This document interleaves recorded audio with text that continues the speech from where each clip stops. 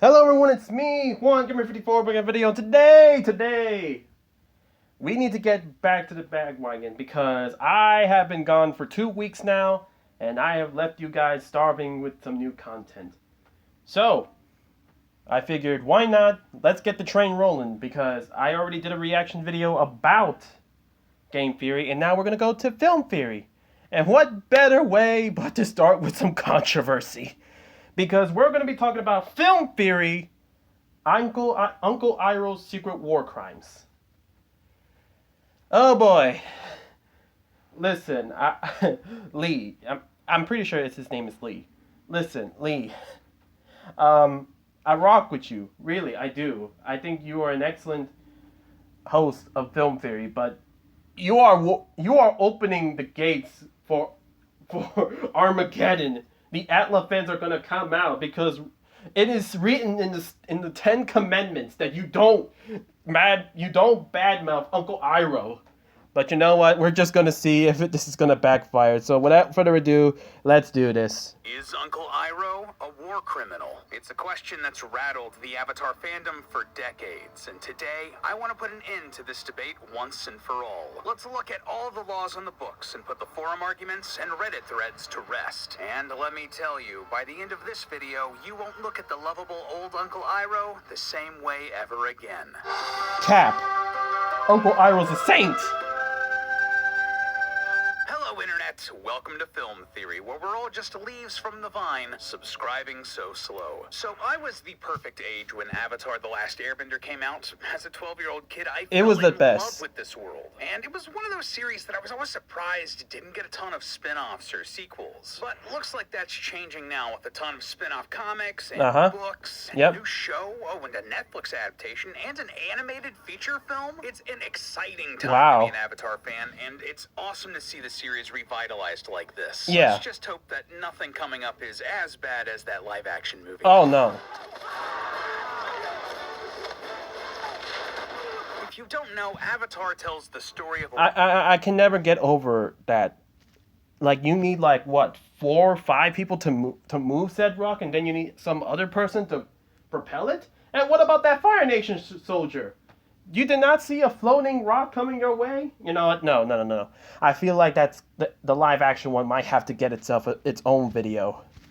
For the sake of everyone to not watch it, but I must sacrifice myself with money and my sanity.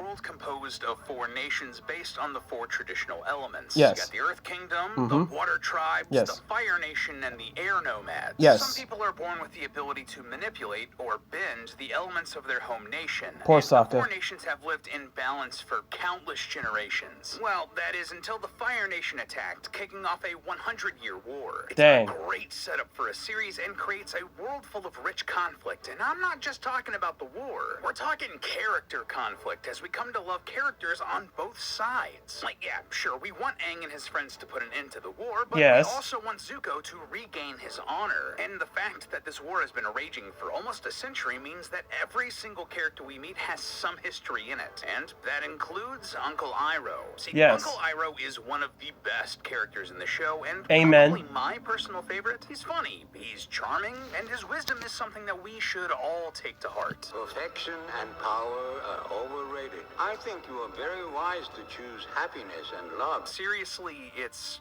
good stuff. Thank you, Uncle Iroh. There's nothing wrong with letting people who love you help you. Not that I love you.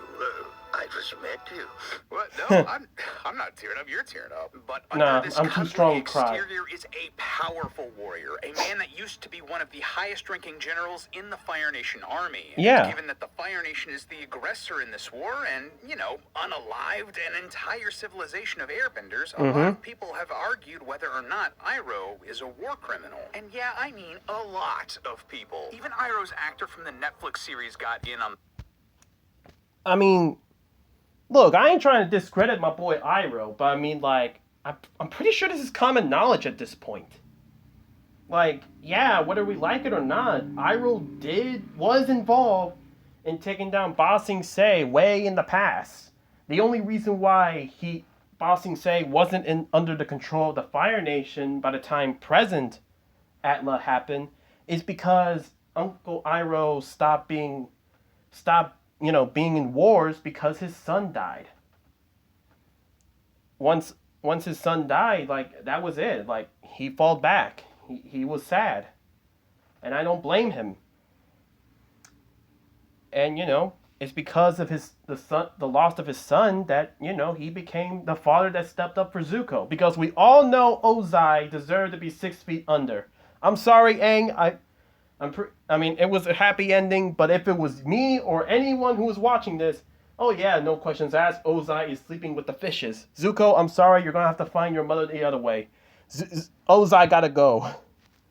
But anyways, I digress. Discussion. Everybody keeps saying that Uncle Iroh was a war criminal. Yes, he did bad things in the war, but it was war. That's my hill. I'm gonna die on it. It's a compelling conversation, and one that I want a definitive answer to. So, chat, today, we're putting one of the best cartoon mentors in history on trial at the Theorist Court to determine once and for all, is Uncle Iroh from Avatar: The Last Airbender a war criminal? Protect your cabbages, friends. We're about to spill some tea. So, before we can figure out if Iroh is a war criminal, we need to know 2 things. First, what exactly is a war crime? And secondly, what did Iroh do in his past that could make him a war criminal? Okay. Now, war crimes is one of those terms that just sounds awful, so people use it as a catch-all for bad things. I mean, what could be worse than crime? A war crime. But the term war crime actually refers to very specific things. A set of international laws that outline the do's and the don'ts of warfare. Yeah, turns out that not all's fair in love and war. Currently, the International Criminal Court, or ICC, considers dozens of actions to be war crimes. Okay. But they tend to fall into one of 4 buckets. First, certain tactics of war are prohibited. This includes the deceptive use of a truce flag to lure enemies into a trap, conscripting prisoners of war to fight, taking hostages, torture, that kind of stuff. Okay. As a sort of all-encompassing term, we're just going to call these dishonorable tactics. All right. Secondly, we have laws concerning weapons of war that cause superfluous pain or injury. This includes stuff like poison bullets or chemical weapons like mustard gas. Third is the destruction of private property or cultural landmarks. Stuff like churches, schools, hospitals, museums, or other cultural sites. And fourth and finally, the killing or injury of protected persons such as civilians, medics, prisoners, or the wounded. So now that we know all of that... I mean... okay, I can already see where this is going. Dishonorable tactics. Well, I wouldn't say Iroh was. Are they gonna count the whole, the whole demonstration thing with season 2? Like, when Azula captured Zuko and Iroh, and Iroh was trying to tell, Azula, do you know how I got the name Dragon of the West? I mean, that was kind of dishonorable, but, I mean, let's be honest. No, not really. Azula deserved it. Weapons of war, I mean, let's be honest. I mean, I think the Fire Nation had those tanks where, and, the fire bending and all that. Destruction of property, the Ba Sing Se thing. But I'm curious about the 4th one. What would Iroh have done in his past to have made him a war criminal? Well, we actually know surprisingly little about Iroh's earlier life. Like, we don't even know his wife's name. But what we do know about Iroh is that he was a brilliant military commander. He earned the title Dragon of the West and is one of the only people in history to successfully break through the massive walls of the Earth Kingdom capital, Ba Sing Se. This is a huge deal in the universe. As far as we know, no enemy combatant had ever gotten into the city before Iroh. What about the Dragon of the West? He got in. Technically, yes, but he was quickly expunged. He technically got in? Sounds like the best way of getting in. This victory for Iroh came after a 600-day assault on the city known as the Siege of Ba Sing Se.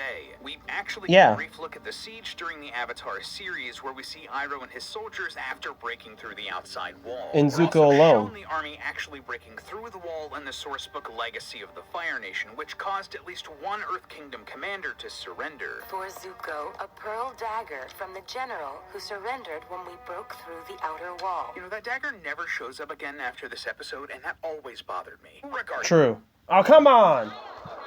Never shows up again after this episode, and that always bothered me. It does. Regardless, this shows us that Iroh and his forces successfully got into the city, and this entire siege, this is the source of this discussion within the Avatar fandom. Could a military leader like Iroh hold a siege like this and not come out a war criminal? Well, let's go through our 4 categories one by one and find out. Okay. So let's start out with our first type of war crime, dishonorable tactics. Is there any evidence that Iroh would be using strategies like a false truce flag, taking hostages, conscripting prisoners, or torturing others? Well, right off the bat, I can say that there is no explicit proof of this one way or the other. I mean, we are talking about a children's cartoon after all. Yes. One as mature as Avatar is not going to be exploring this. So definitively, we can't say. But we can read between the lines, given what we do know. See, I don't know about you, but growing up, I was under the impression that Iroh was a ruthless warrior earlier in his life. I mostly got it from this, I guess you would call it a joke he made in a letter to Zuko and Azula. Ba Sing Se must be something to behold. I hope you all may see it someday. If we don't burn it to the ground first.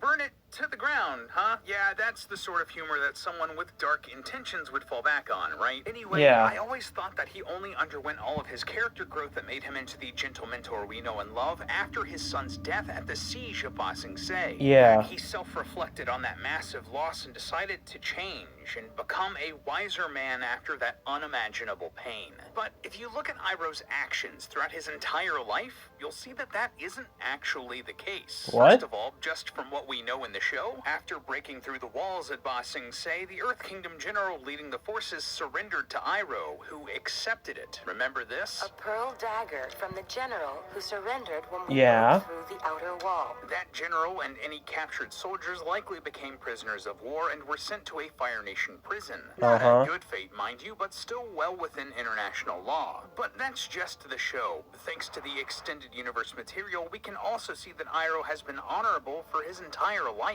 In the Legacy of the Fire Nation source book, Iroh speaks about how aggressive Ozai was as a child and how that troubled him. How strong the Fire Nation's people were, but that they lacked enlightened leadership. And how true enlightenment is not wanting to grow to be the most powerful, but instead to learn from others. And we know for a fact that Iroh took that lesson Again, hard before he lost his son. Thanks 6 to feet the under. official Avatar: The Last Airbender YouTube channel, we have an official timeline of Iroh's life, and it tells us that He left the Fire Nation capital seeking insight from other benders. even during the war, it's clear that Iroh kept an open mind to other cultures. And during those same journeys, he discovered the Sun Warriors, a secret civilization of firebenders that protected the last dragons. It was Fire Nation tradition to hunt and kill dragons to earn honor and glory. But instead of fighting the dragons, Iroh learned from them. The dragons deemed Iroh worthy of their secrets and taught him how to firebend through his life and passion. I don't know about you, but to me, that doesn't sound like someone who would go on to use dishonorable tactics during warfare. So, things look pretty good for Iroh when it comes to dishonorable tactics. But what about the use of weapons that cause excessive pain? Oh, no. This one might be tricky for a firebender like Iroh.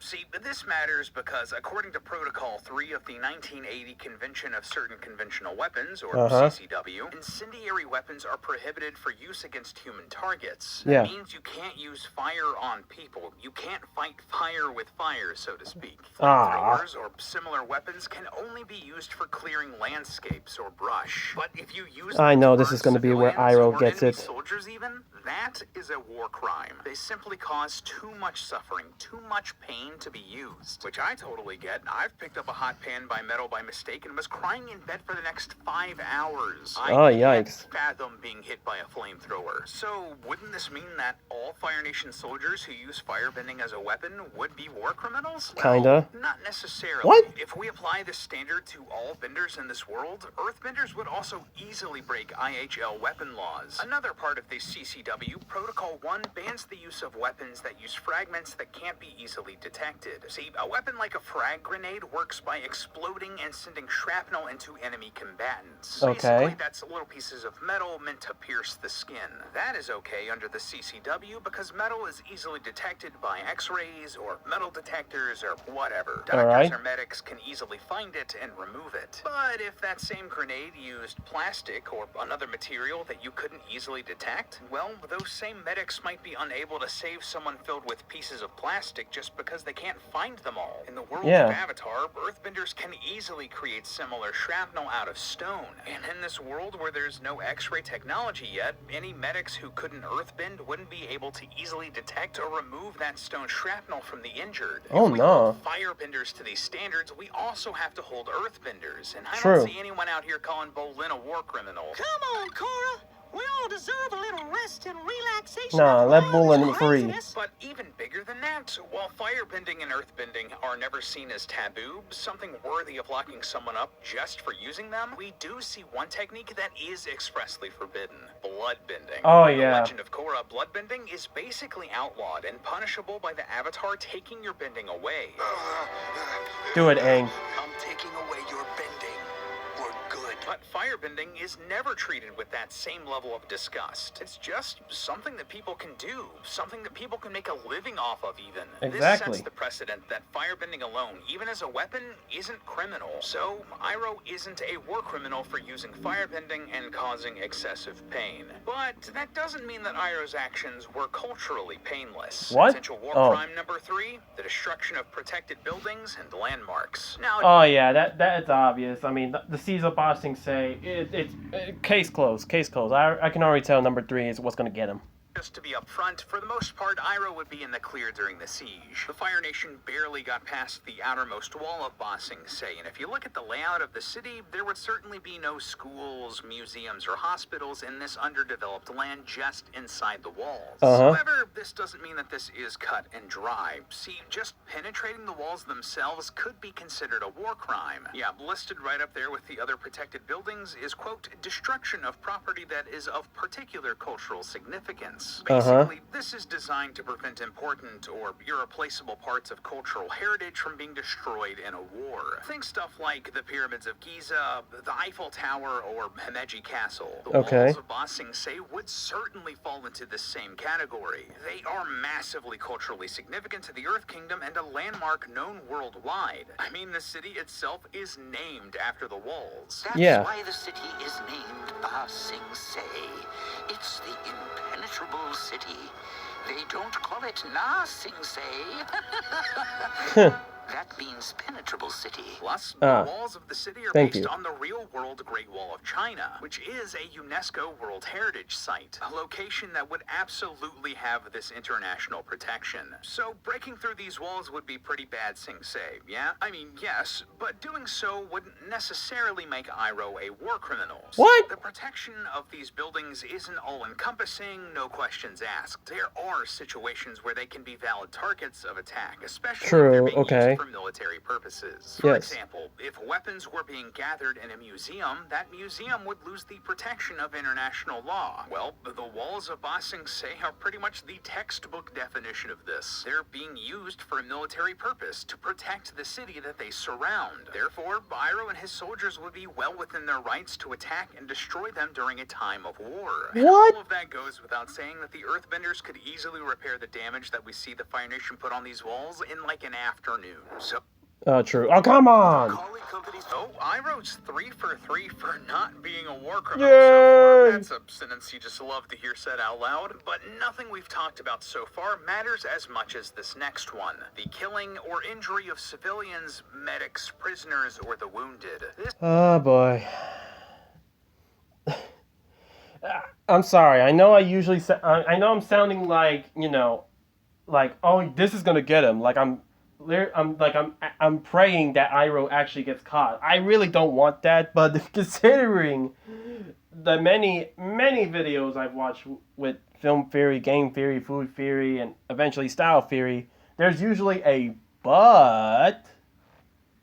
So I feel like this might do him in, but I really want my boy, set my boy Iroh free, man. He did nothing wrong. This is probably the biggest crime one can commit during a war. Harming people who aren't involved with the fighting, who can't fight back, or who are just trying to help the injured from suffering. Any attacking army, Fire Nation or otherwise, has to do everything in their power to limit these sorts of casualties, whether that be avoiding attacking civilians or targeting residential areas. Thankfully, this is something that both the Fire Nation and Earth Kingdom considered during this conflict. When Aang and the others first get to Ba Sing Se, they're confronted by guards who ask, What are you people doing here? Civilians aren't allowed on the wall. it sounds like civilians weren't allowed close to or on the walls, likely for their own safety. Likewise, in both the flashback to Iroh's siege and the art we see in Legacy of the Fire Nation, we don't see any civilians or other non-combatants near the wall. So, given that the siege was called off before they could get very far into the city, it's reasonable to assume that no civilians were directly injured in this battle. But here's the bigger problem. I knew it. But what about his son? His son got hurt. No, worse than worse. He's now meeting with Mufasa now. Surely you can't deny Iroh's son.